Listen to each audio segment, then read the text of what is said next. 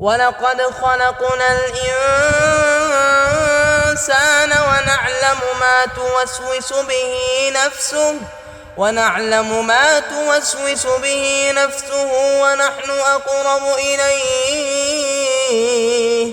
ونحن أقرب إليه من حبل الوريد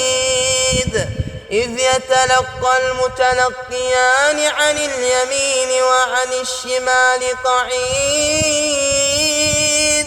ما يلفظ من قول إلا لديه رقيب عتيد وجاءت